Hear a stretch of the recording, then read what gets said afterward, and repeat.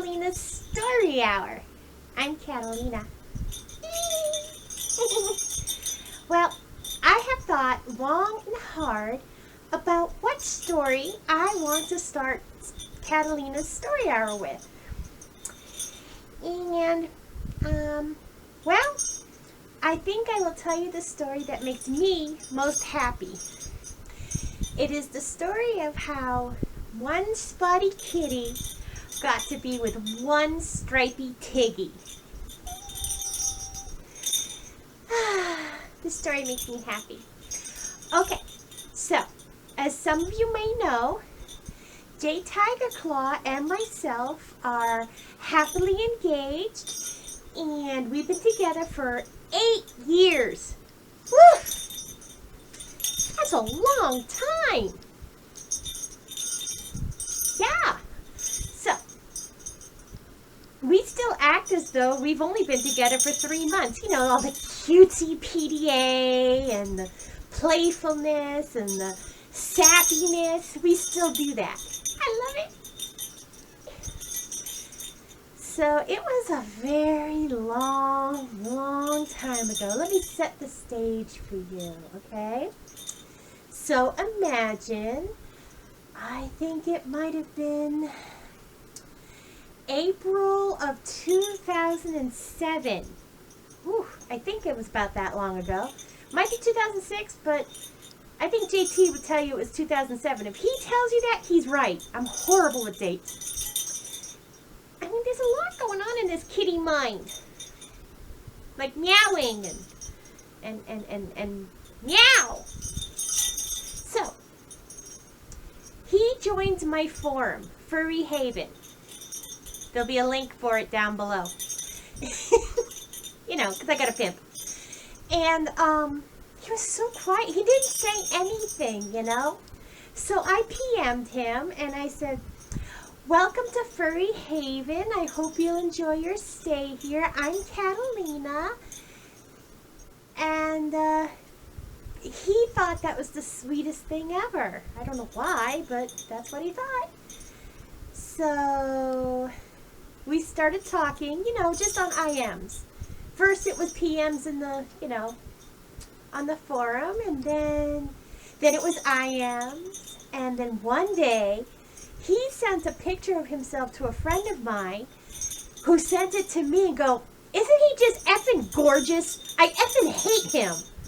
And I'm looking at him going, oh, my kitty heart was going, pew! Bye-bye, kitty heart. Gorgeous did not do this man justice.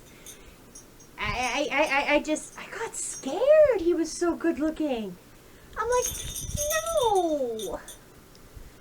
Well, I admitted to him that I saw a picture of him, and he wanted to see a picture of me, and I'm like, no. But I sent it, and he complimented me. I blushed. But, you know, we were just talking as friends. That's all, just friends. We weren't looking to be romantic or anything like that. Not even like one of those, what do they call it? FWBs. Not even that, you know. We just became really good friends. And we went from IMs to talking in camera. And, whew, you want to talk about a nervous kitty. That was me. And then eventually phone calls, and we wanted to meet, you know. We just, after a year of talking like this, we just wanted to meet. We were going to meet at Anthrocon 07, but I had to work. I couldn't get the time off. So we decided on Fur Fright. Fur Fright 07. It was my very first furry convention. It was my very first convention of anything. It was my first time traveling alone. I mean, here I am, you know, I'm in my 30s and I've never traveled alone. Heck, I barely even left Massachusetts. And it was my first time meeting him. So, you know, lots of big firsts going on there. And when I got there, I was completely overwhelmed. And I was just like, whoa, look at all these people. Look at all these furries. Look at all these costumes. Look at it. Wow. I was just floored. And he wasn't there yet. And so I'm nervous. I'm scared. And on a little side note, I was chasing after somebody, and I giggled. And I heard, I know that laugh. I'm like, who the heck knows me here? Nobody knows me. And I turned around, and it's a friend of mine I hadn't seen in over a decade. 10 years. Think about that. A person I had lost contact with. And there he was, and I'm like, oh my God, that blew my mind. I was just floored. And about 45 minutes later or so, JT's here. And he's over down by the pool. And I remember walking through the door, and there he was, and okay, please forgive me. This is going to sound so cliche. And I swear to God, I don't mean it to be such. This really happened. It's like the world melted away. Nothing else existed. Sure, I remember the smell of the chlorine and how I felt like it was going to choke me. And I remember the hallway being tiny. And I remember being other people looking at us like we've lost our minds.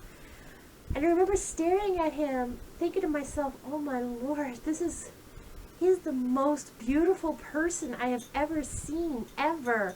Not just in looks, but I swear his aura was beautiful. Does that sound weird? It sounds weird. I know it sounds weird, but that's what was going on through my head. And everything became slow motion. He is hugging other people, saying hi to them, and then he sees me. And he walks over towards me. He wraps his arms around me. I wrap my arms around him. And oh, the world melted. I never felt that in my whole life. So, the rest of the convention, we were pretty much inseparable. He took me out to dinner. And he had commissioned my favorite artist and got us a sketch, and I still have it, and it hangs up in my hall. And we did a lot of things.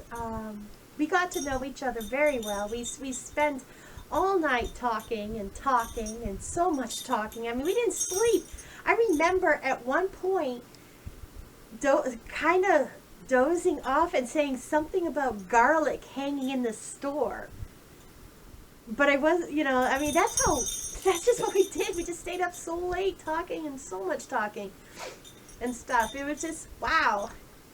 And it was the only time I had ever felt post-con depression is when I saw him off to the airport when he was leaving. He had a little clump of my hair.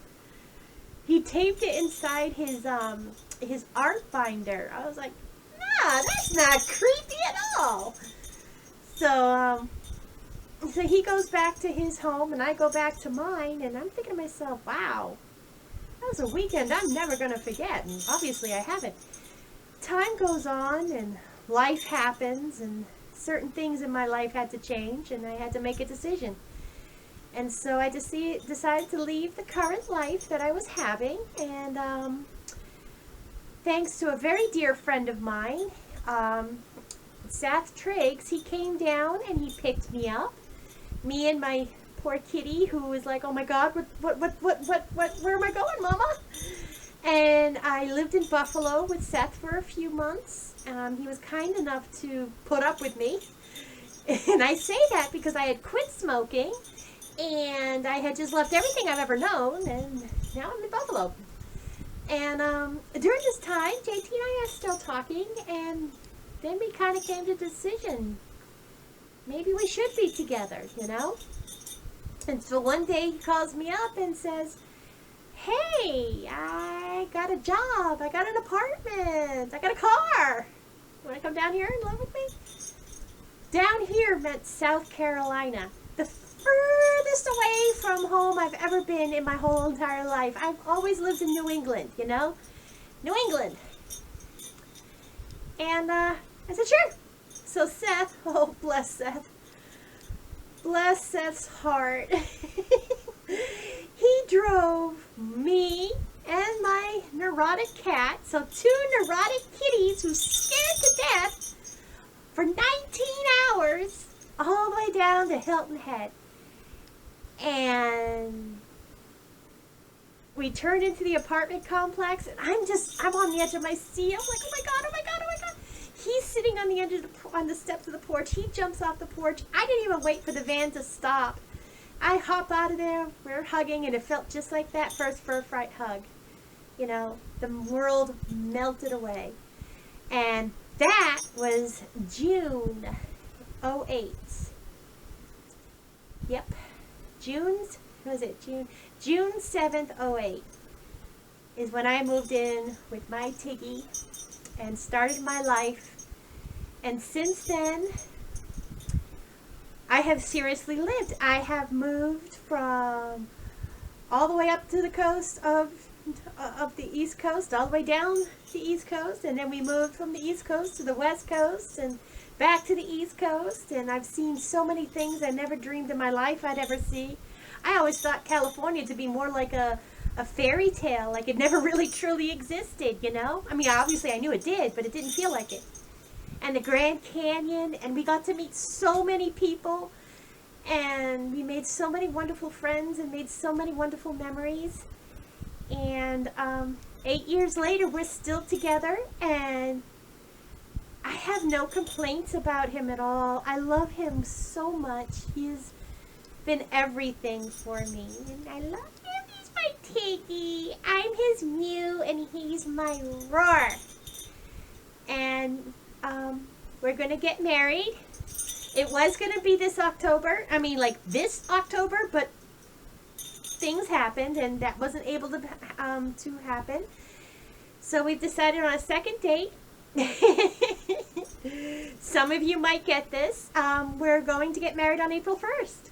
Yes, on April Fool's Day. Think about how awesome our anniversaries are going to be. We're going to be like playfully pranking each other, you know? And no, we're not going to do that, honey, I'm pregnant, we're going to have kids. No, because that ain't happening. But, yeah, so there it is, folks. There's the story of JT and Katalina and how we met and how we're still very much in love with each other. And, that's it. The end? No, not the end. It's not over yet. There's so much more that's going to occur. But for tonight's story hour, it is the end. And I will have more stories for you. In fact, why don't you tell me in the comments what kind of story you want me to tell you? And I will do that for you, okay? Bear with me. Kitty got a new job, so Kitty has to get used to new scheduling. But I will tell you a story. You just tell me what story you want to hear, okay? And if you like my story or any of my videos, give me a like, subscribe. I'll have my FA down there, and I'll talk to everybody later. Bye-bye. Bye.